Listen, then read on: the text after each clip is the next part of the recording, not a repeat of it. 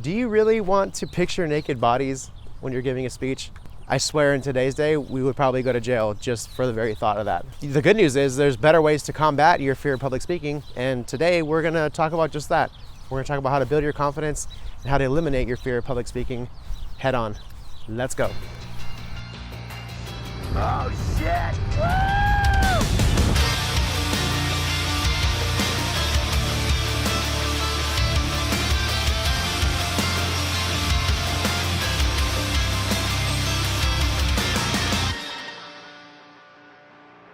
What's up, guys? My name is Sam Becker from I Am Capable, and if you are new to this channel, please go ahead and hit the subscribe button, hit that bell for notifications on future content where I put out content related to how to build a better mindset, to build your confidence so you can live your best happy life. And welcome to the next episode in the Overcoming Fears playlist. And today we're talking about how to overcome your fear of public speaking. Aside from the naked bodies question, I want to ask you guys seriously, what excuses would you give yourself right now if you were asked to speak on stage? Like, what would you come up with to get out of it? For those of you who are afraid of public speaking, like, I'm sure you would come up with something to get out of it, right? So today we're going to talk about how to build that confidence and how you can actually become a little bit more laid back when it comes to wanting to speak in public. And yes, public speaking is scary. I think it might even be one of the top fears in the world, because I read some crazy statistics that said I think like 75% of freaking people would rather get bit by a spider in a small space, somewhere really high up, and die than having to give a public speech. Like, that is freaking insane. Like, the people would rather die. 54% of adults have an actual higher fear of public speaking than they do of death. Like, what? Like, they'd rather die than have to give a public speech? I feel like that's crazy. I feel like that shouldn't be. Can I get a freaking amen down in the comments if you agree that is insane? Let's talk a little bit about the psychology behind our fear of public speaking so we can kind of understand a little bit more about what's actually going on in our minds, okay? The fear of public speaking is actually called glossophobia. So one way of looking at this so we can better understand it is it's actually been shown that this may have stemmed from our old caveman days. The whole concept behind that is like the whole hunters gatherers thing where we were all kind of assigned a certain task, right? And then whenever someone would underperform, there were major consequences involved. You know, for example, let's say the hunter was not successful and didn't provide food, so the consequences were they didn't eat. You know, the same thing with, you know, the guy or girl that was on lookout and a lion came and ate the whole family, you know, that kind of thing. So that might have been programmed into our minds from way back then, right? But we have to remember that when we're giving a speech, there's no danger, there's no immediate danger behind that. Like, our lives are not on the line, and there are no like outside threats that are coming to us, right? There's no lions, tigers, or bears. Oh my, you know? Lions and tigers and bears. Lions and tigers and bears. Oh my! Lions and tigers and bears. Oh my! Lions and tigers and bears. Oh my! Lions and tigers and bears. Oh my! Lions and tigers and bears. Oh my! Like, there's still going to be food on our table. There's still going to be family at home. Like, there's nothing immediately causing us danger, right? We just don't want to underperform. Going back to the caveman days, we just don't want to underperform. So instead we get tense and we get nervous and all the other symptoms of having a fear of public speaking, like the nervousness, the rise in heartbeat, nausea, sweating and dry mouth and forgetting the words, and, you know, you're shaking and you're in the spotlight, so you really don't want to look dumb. And all this is like circulating through your mind, and you don't want to look dumb, so you kind of want to avoid it instead, right? So right now what I want to do is kind of explain to you like what is actually going on in our bodies, right, to make us feel this way. And what is actually going on in our bodies is the blood is being pulled straight to our organs, so that our bodies are more of a state of like focus. Is focusness a word? We're gonna use it anyway. Focusness, right? So it's helping us to actually be prepared. It's kind of like we're getting a boost of adrenaline, but we don't really know why or what to do with it, so we get nervous, right? It's kind of like, remember when we were kids, like we play hide and seek, and how like whenever we would be the one hiding, like we always had to pee. Like that was that was always like you hide in the closet, you put the closet door, and then you're sitting there like laughing, waiting for someone to come find you, and you're just like, oh shit, I have to pee. You know, like it never fails. But the second you were found, the second you were outside of the hiding spot, you're like, oh yeah, I had to pee. I don't anymore. That's weird. That's weird, right? Well, the reason that happens is because your body is preparing to discard waste that you don't need in case there's a point where you need to run. It wants you to be prepared so you don't have to stop and discard and keep going, if that makes sense. Like, it's actually helping you in a way. It's helping you to focus and helping you to avoid a place of danger. Really, our bodies are insane. Like, I don't know, that's pretty weird. I thought that was kind of a fun fact. That's kind of weird, right? It's kind of like when you're getting called on by your teacher in class to read to the class, like a chapter or whatever it is. And I don't know about you guys, but I would get red. I would get nervous and I would turn red. But it's not because I was like a bad reader. I knew that I could read, but I was worried about messing up. And I never really understood why. But now that I'm talking about this topic, I'm like, oh, that's why. I was kind of scared to be judged through public speaking. So, interesting, right? Okay, so what are some tips on how we can overcome our fear of public speaking? I would think that the first thing that you should do is having a proper setup. Like, any good speaker has an idea of where the speech is going, right? They have an idea of how they want it to flow.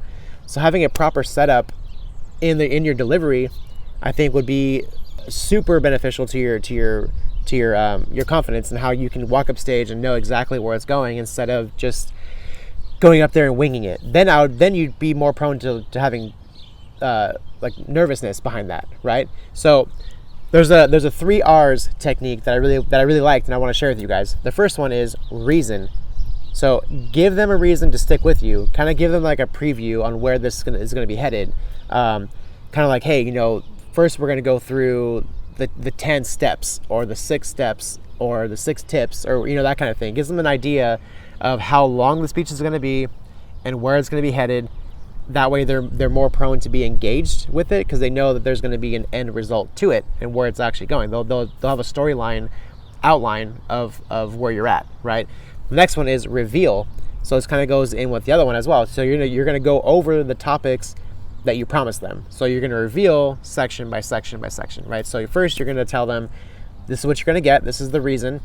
And the reveal is, okay, I'm revealing it now. Now we're going to be talking about it. Last R is resolution, which is the conclusion. So what are they going to get out of listening to you, right? I feel like having those 3 things like to back you up before giving a speech will help you kind of like relax a little bit. Yeah, you might be nervous through the first couple of paragraphs or pages of your speech, but it'll also help you kind of relax a little bit the more you ease into it because you already have a game plan. It'll just help you prepare for it so you won't be as nervous. So let's move into something I learned from Terry Hart, who is a professional public speaker.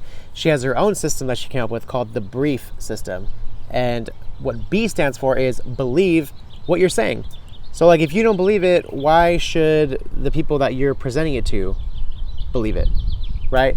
So if you're not standing up there with total confidence in what you're saying, then you're probably going to show that. You're probably going to show everyone that you're not as confident and comfortable talking about the topics that you were signed up to speak about, right? And R is to rehearse it. Whatever that looks like to you. She recommends not looking in the mirror because you're going to be Mythbusters, right? Don't look in the mirror because you're going to be looking at all the things that don't matter. People aren't going to be looking at how many times you blink or how many times you talk with your hand. They're going to be listening to what you're saying. So rehearse it the way that it looks best to you. If you need to rehearse the standing up, then stand up. If you need to rehearse that sitting down, then sit down. If you need to write out a script, write out a script. But she recommends completing that 2 days before your actual speech, if that's possible. So that way you're totally relaxed. It's done. You already have it kind of in your mind. You can like revise it like the day of your speech kind of thing. But she recommends 2 days before if possible. Interesting. Trust that you are interesting. This might be the 2000th time that you rehearsed it and you're talking about it, so it might seem like second nature to you and everyone in the world should know about it by now. But this might be the first time that your audience is hearing about it. So it's interesting to them. So you're there to educate and teach them, okay? E for edit is to basically don't try to fill a time slot. Like if you're given 20 minutes, don't just fill it with complete fluff, like fill it with stuff that's going to keep it interesting, back to I, but edit it in a way where it's not dragging it out. You want to keep it kind of like precise and to the point, fun and exciting. And F, fun. Make it fun for yourself. It doesn't have to be scary. You can bring your personality to your speech. Have fun with it. Just smile and laugh and tell a joke if you want, or cry if that makes sense to you for some reason. I don't recommend that, but that'd be kind of funny if you did. In a way, it might be a cool icebreaker, but don't trust me. What do I know about crying on stage? No idea. But the point is, have fun with it and trust the fact that they are on your side. They want you to succeed. They want to learn something from you. You're the expert. There's a reason why you're giving a speech in the first place, right? So trust that they want you to succeed. Like no one wants to go see a speaker come up to the stage and automatically think, man, I hope this guy sucks. That's not in their expectations, and it shouldn't be in yours either. And keep in mind too that people are always going to judge in one way or another, and the people that do judge are going to judge regardless. Like, it doesn't matter how perfect your speech is and how many times you've rehearsed it and like you were spot on. People will always find a way to judge if they're that type of person, and they'll always find a way to criticize if they're that type of person. It's unfortunately just how the world is, but I feel like the better you are at handling criticism, the better that you'll be at anything you do. Because even if it's something as stupid as, I'm a professional pencil sharpener, like people are going to be calling you out. Someone's going to say, oh no, he makes it too pointy. I like a little bit more dull. Well, sharpen the damn thing yourself. There's always going to be those people that are going to find ways to knock you down, right? So the sooner you're able to figure out how to handle criticism and use it to your advantage to get better, the better you'll be at everything that you do. But the good news is that we can get better at public speaking. It's something that we can learn. It's something that we're taught, like we study that. Like there's classes that teach you public speaking, like for a reason. There's those courses, those classes for a reason. People that are good at public speaking are not born that way. They're not born as someone that just knew how to deliver speeches right off the bat. Like their first words were fourscore. Like that's not what it's like. Some people, we have the tendency of looking at some people and thinking, oh, they're just natural born leaders. Like, oh, they're just natural born speakers. Like that's not how it works. There's people that are better at it, of course. There's people that are more comfortable with it, of course. But it's the same for us as it is for them. Like we learn whatever we want to learn. So if we want to get better at something, just like everything else, we learn how to do it. We study it, right? And then we adapt it and we improve and we improve and we improve. I feel like most of our fears come from a confidence issue. Like, for example, with the fear of public speaking, like that can be reduced by building your confidence.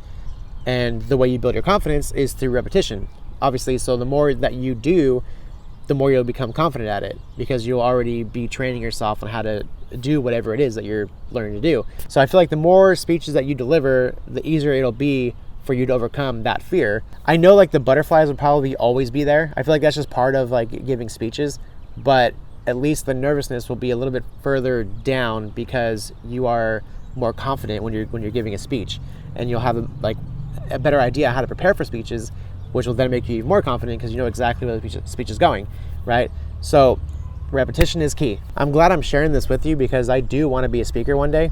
I'm not afraid of messing up necessarily because I know that I'll get better at it the more that I do it, right? And I'm confident that I'll get better the more that I do it. I'm just trying to understand that we all suck at first, right? And that's okay. And I already know that I'm gonna say 1,000 times and probably lose my train of thought like 1,000 times as well, but that's okay. Like I know I'll probably have anxiety as well, and that's okay. My breathing will probably be like, and but that's okay. Like that's all part of it, and that all needs to happen in order to get better at something. This is just part of my journey, and this is what I want to accomplish with my life, and this is the process. Like this is my journey. It's gonna suck. Am I nervous? Hell yeah, I am. But I'm not scared because I know that even if I am scared, it's okay to be scared. You know, even posting these videos, like I get nervous every single time I upload a video, because this is in a way a form of public speaking, right? I'm putting these out, hoping to God they translate well and resonate with you guys, but I seriously have to go through like hundreds, it seems like hundreds of takes, like before I get the one that I like. At least I get to like delete and go back and do this again and do that again, and you know, there's editing involved as well. But the more I do it, like the 100th take, I feel so much better after getting a good rhythm down. I don't have to get it right the first time, but if I did, that's okay, because that's the journey, that's the process. Like, we all suck. I'm just trying to embrace the suck and get better as I go. And remember, what you say is what you believe. So don't tell yourself that you suck. Don't tell yourself that you're not good enough.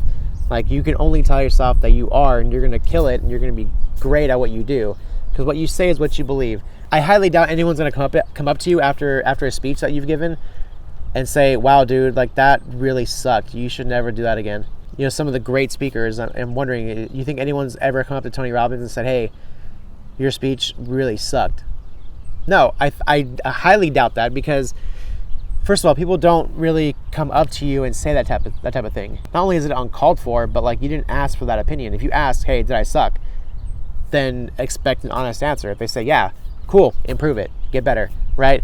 But the reality is they'll probably pick out something that they actually learned from you, and you're gonna hear, dude, that was super helpful. I learned this one thing. Like, this helped a lot. Like, in this hour, I learned this one key helpful tip. Just imagine the feeling that you'll get after that. Like, imagine how good that's gonna feel. Like, that'll be worth it, right? Like, that'll be totally worth giving a speech and then getting that compliment, knowing that you made an impact on someone's life. I feel like that's entirely worth it. You know, I feel like at some point in everyone's life, you're gonna have to eventually stand up and give a speech somewhere. Like, even if it's just like a toast at a friend's wedding, or, you know, you're at an event or a party or whatever. I feel like there's always gonna come a time when you have to give a speech, even if it's just to say, oh, you know, I really want to thank you guys for coming out. Thank you guys so much. Drive home safe. Like, that is terrifying for some people, and that's okay. And you know how I like to flip scenarios around on you guys? Well, let's do that again. Okay, so instead of imagining that you're going to be awful at your speech, at your public speaking event, or whatever it is, right? Instead of pretending like you're going to be awful, and you know, you're gonna get people laughing at you, and you're gonna get whispers, and you're gonna get people falling asleep while you're speaking, right? Let's flip it, and let's think about it going absolutely amazing. You know, like, the people that are laughing at you are actually laughing with you, you know, because you said something funny. They're not laughing because they thought you were dumb or your speech sucked. They're laughing with you because they know that, hey, this guy's got comedy. This guy's hilarious. This is awesome. I'm really engaged. This is awesome. And imagine those people that fell asleep. Imagine that you asked them to close their eyes and visualize something, which is also something I like to do on this channel, by the way. But imagine that they are so relaxed and they fell asleep.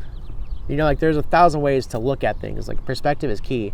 So you can choose to look at the bad things, or you can choose to look at the good things, right? I like to look at the good things while analyzing the bad things. So I analyze the bad things, and then you kind of put that on a positive spin, right? Perspective. And think of it like you're having a one-on-one conversation with someone, but instead you're having it like 500 times, right? Like, you're having the same conversation 500 times, but all at once. You know, it's kind of like social media, actually, in a way. Like, you're saying it once, but you're reaching 500 people. Don't think of it as 500 different pairs of eyeballs. Think of it as if you're having one conversation 500 times, right? Like, I don't know if that helps or makes it worse. I feel like for me that makes it better, because I'm not imagining 500 people. I'm actually imagining myself having one conversation with one person instead.